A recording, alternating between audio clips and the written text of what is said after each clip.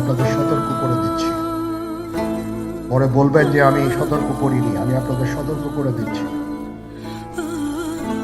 আপনারা যদি নিজেদের মধ্যে ভেদাভেদ ভুলে একসাথে কাজ না করতে পারেন, নিজেরা যদি কাদা ছোড়াছুড়ি করেন, মারামারি কাটাকাটি করেন, এই দেশ এবং জাতির স্বাধীনতা সার্বভৌমত্ব বিপন্ন হবে। আমি আজকে বলে দিলাম, নাইলে আপনারা বলবেন যে আমি আপনাদের সতর্ক করিনি। আমি সতর্ক করে দিচ্ছি আপনাদের। আমার অন্য কোনো আকাঙ্ক্ষা নাই, আমার একটাই আকাঙ্ক্ষা, দেশ এবং জাতিটাকে একটা সুন্দর জায়গায় রেখে ছুটি করা। I had enough. Last 7-8 months I had enough. আমি চাই দেশ এবং জাতিকে একটা সুন্দর জায়গায় রেখে আমরা সেনানিবাসে ফেরত আসব। আরেকটা জরুরি বিষয় যেটা আমি ভাবলাম যে আপনাদের সাথে আমি শেয়ার করি, দেশের এই আইন শৃঙ্খলা পরিস্থিতি খারাপের পিছনে কিছু কারণ আছে। প্রথম কারণটা হচ্ছে যে আমরা নিজেরা হানাহানির মধ্যে ব্যস্ত, একজন আরেকজনের বিরুদ্ধে বিষোদ্গারে ব্যস্ত। এটা একটা চমৎকার সুযোগ অপরাধীদের জন্য। যেহেতু আমরা একটা অরাজক পরিস্থিতির মধ্যে বিরাজ করছি, তারা খুব ভালোভাবেই জানে যে এই সময়ে যদি এই সমস্ত অপরাধ করা যায় তাহলে এখান থেকে পরিত্রাণ পাওয়া সম্ভব। সেই কারণে এই অপরাধগুলো হচ্ছে। আমরা যদি সংগঠিত থাকি, একত্রিত থাকি, তাহলে অবশ্যই এটা সম্মিলিতভাবে মোকাবেলা করা সম্ভব হবে। Police, RAB, BGB, TGFI, NSI এগুলো দেশের জন্য অত্যন্ত গুরুত্বপূর্ণ কাজ করেছে অতীতে। খারাপ কাজের সাথে অসংখ্য ভালো কাজ করেছে।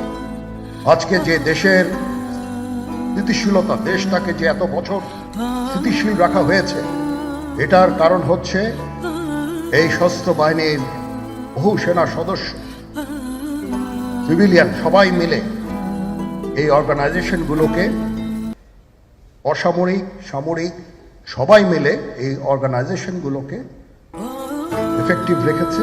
সেই জন্য আজকে সুন্দর, এতদিন ধরে আমরা একটা সুন্দর পরিবেশ পেয়েছি।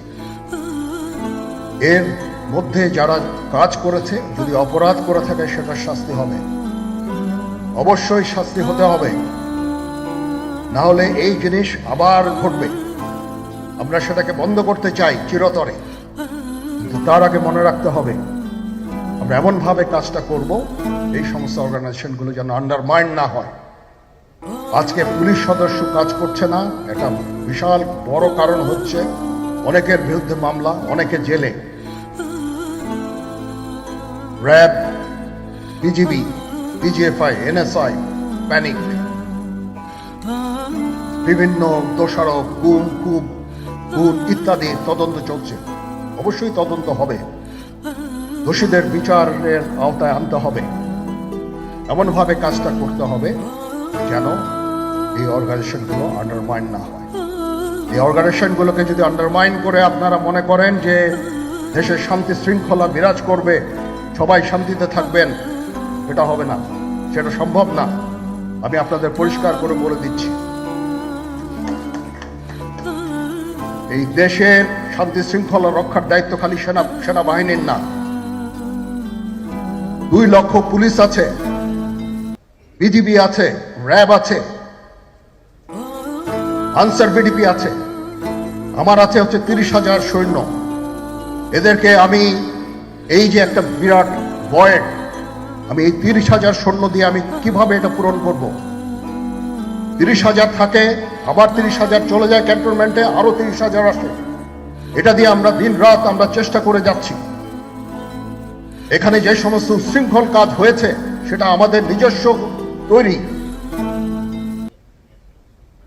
এটা আমাদের নিজস্ব ম্যানুফ্যাকচার, আমরা নিজস্ব এইগুলো তৈরি করেছি। এই বিপরীতমুখী কাজ করলে এসে কখনো শান্তি শৃঙ্খলা আসবে না। এই জিনিসটা আপনাদের মনে রাখতে হবে। তদন্ত কমিশন হচ্ছে, আবার একটা আমাদের সর্বদা আমরা চেষ্টা করব তদন্ত কমিশনকে সহায়তা করতে। যে ধরনের সাহায্য সহযোগিতার প্রয়োজন হয় আমরা করব। আমরা দেশে একটা ফ্রি ফেয়ার অ্যান্ড ইনক্লুসিভ একটা ইলেকশনের জন্য দিকে ধাবিত হচ্ছে এবং তার আগে যে সমস্ত সংস্কার করা প্রয়োজন অবশ্যই সরকার সেদিকে খেয়াল করবেন। আমি যতবারই ডক্টর ইউনূসের সাথে কথা বলেছি, he completely agrees with me. There should be free, fair and inclusive election, and that election should be within December or close to that. যেটা আমি এর প্রথমেই বলেছিলাম যে 18 মাসের মধ্যে একটা ইলেকশন। আমার মনে হয় যে সরকার সেদিকেই ধাবিত হচ্ছে। ডক্টর ইউনূস যথাসাধ্য চেষ্টা করে যাচ্ছেন এই দেশটাকে ইউনাইটেড রাখতে, কাজ করে যাচ্ছেন উনি। ওনাকে আমাদের সাহায্য করতে হবে, উনি যেন সফল হতে পারেন সেদিকে আমরা সবাই চেষ্টা করব। আমরা একসাথে ইনশাআল্লাহ কাজ করে যাব। আসেন আমরা নিজেদের মধ্যে মারামারি কাটাকাটি না করে ইউনাইট আওয়ারসেলস, দেশ জাতি যেন একসাথে থাকতে পারি সেদিকে আমাদের কাজ করতে হবে।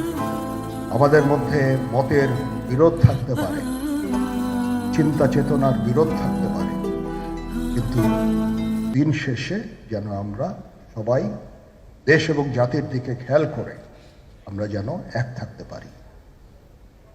তাহলে এই দেশটা উন্নত হবে, এই দেশটা সঠিক পথে পরিচালিত হবে। না হলে আমরা আরো সমস্যার মধ্যে পড়তে যাব। বিশ্বাস করেন,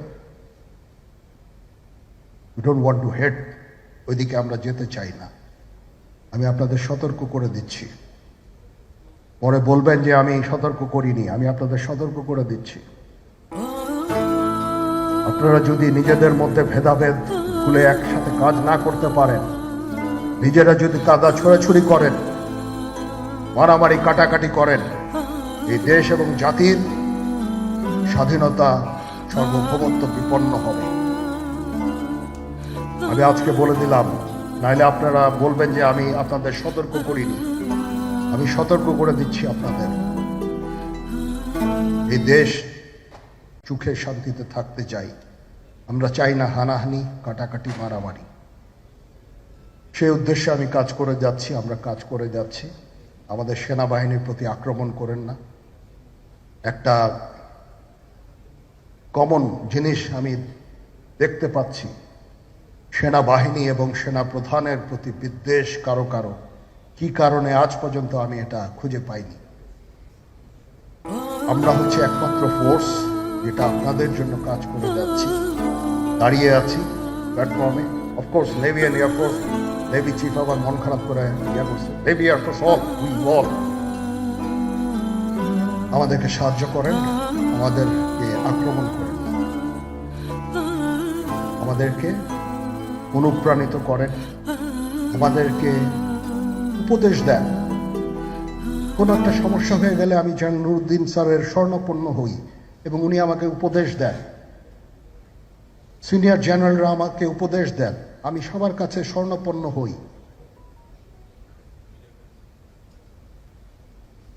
আমাদের প্রতি আক্রমণ করেন না, উপদেশ দেন। আমরা অবশ্যই ভালো উপদেশ গ্রহণ করব। আমরা একসাথে থাকতে চাই এবং দেশ এবং জাতিকে এগিয়ে নিয়ে যেতে চাই।